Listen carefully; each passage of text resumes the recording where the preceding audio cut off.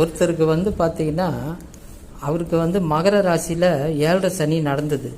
அந்த 7.5 சனி ஒருத்தருக்கு வந்து எப்படிலாம் அசிங்கம், அவமானம், விரயம், பொருள் செலவு, பண கஷ்டம் எல்லாமே 7.5 சனி அவருக்கு கொடுத்துருக்குது. அவர் செய்யாத தப்புக்கு தண்டனை அனுபவிச்சார். இந்த பாருங்க, குடும்பத்தினர் பிரிந்து ஏழ்மை நிலையில் வாடினார். பொய்யான பாலியல் புகாரால் திசைமாறிய ஆசிரியர் வாழ்க்கை.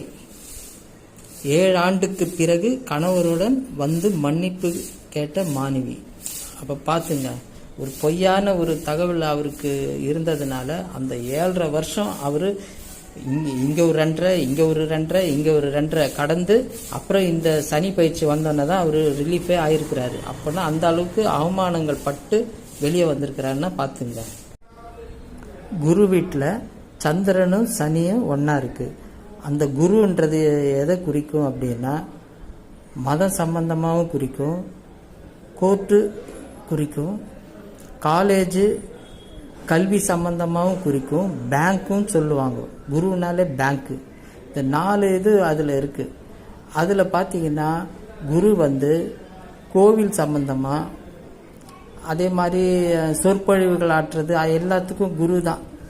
அந்த குருவில் சந்திரனும் சனியும் இருக்கிறதுனால நம்ம சில நேரம் மனம் தடுமாற்றம் ஏற்படும், வார்த்தைகள் விடுறது.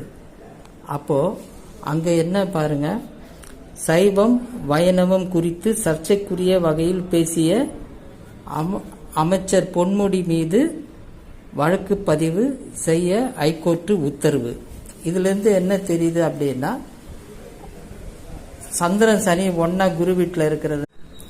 மீன ராசியில் சந்திரனும் சனியும் ஒன்னா இருக்கு.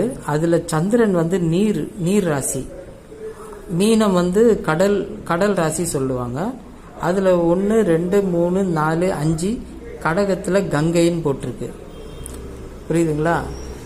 இந்த இடத்துல என்ன பாருங்க, ஒரு அம்மா வந்து டூருக்கு வந்திருக்காங்க. அந்த இடத்துல வந்து கங்கையில் வந்து செல்ஃபி எடுக்கிறதுக்காக தான் குழந்தை 11 வயசு பொண்ணை வந்து ஃபோட்டோ எடுக்க வச்சு, வீடியோ எடுக்க வச்சு அதில் அந்த அம்மா வந்து நின்றுருக்காங்க. தண்ணியில் நிற்கும்போது கொஞ்சம் ஆழமான இடத்துல நின்றதுனால அந்த அம்மா அலை அடித்து கொண்டு போயிட்டாங்க, இறந்துட்டாங்க. இப்போ அது முழுங்கி இறந்துட்டாங்க. இப்போ ஏன் சொல்ல வரேன்னா, அந்த இடத்துல வந்து மீன ராசிக்கு சந்திரன் சனியை ஒன்றா இருந்ததுனால 1, 2, 3, 4, 5 கங்கையை பார்க்கறதுனால அவங்க மரணத்தை அவங்களே தேடிக்கிட்டாங்க.